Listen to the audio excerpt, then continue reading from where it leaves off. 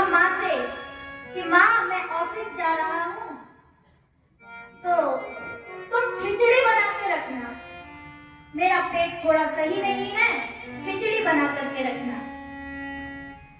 माँ ने कहा ठीक है मैं बना दूंगी। बेटा तो चला गया ऑफिस, और जो उसकी पत्नी है वो दूसरे मंजिल में रहती है।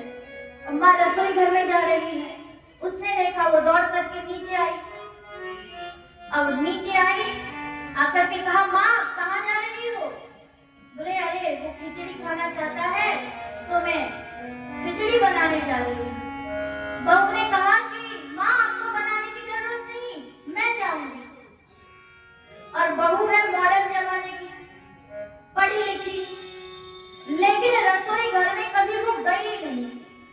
पढ़ाई की है प्रैक्टिकल पढ़ाई, गृह कार्य में निपुण, परंतु जो रसोई घर का कार्य है प्रैक्टिकल रूप से किया नहीं है, बस किताब में लिखा हुआ जो है वही जानती है।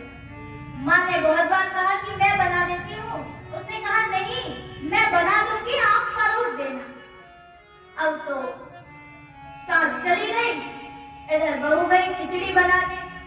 उसने अपने हिसाब से दाल लिया, चावल लिया, सब मसाले डाल दिए और लोटा भर करके पानी डाल दिया, कुकर में चढ़ाया, 2 सीटी हो गई, गैस बंद कर दिया, वो चली गई।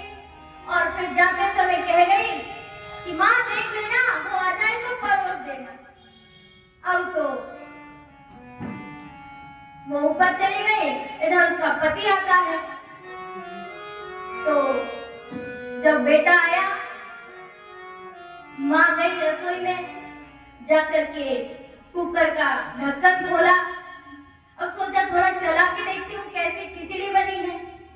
अब चम्मच में कुछ आ ही नहीं रहा, पूरा पानी की तरह तैर रहा है। अब क्या करे, अब बेटा तो आ गया है, अब देना भी पड़ेगा।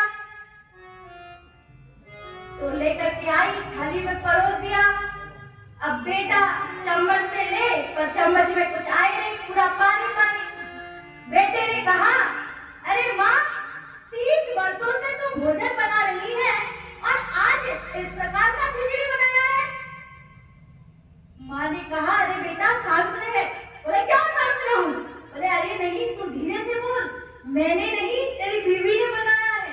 अब जैसे ही कहा, वो कहता है पतली थोड़ी सी हो गई है परंतु स्वाद बड़ा अच्छा है।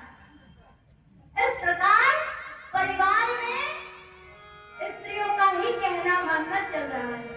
पत्नी से डर रहा है कि पतली थोड़ी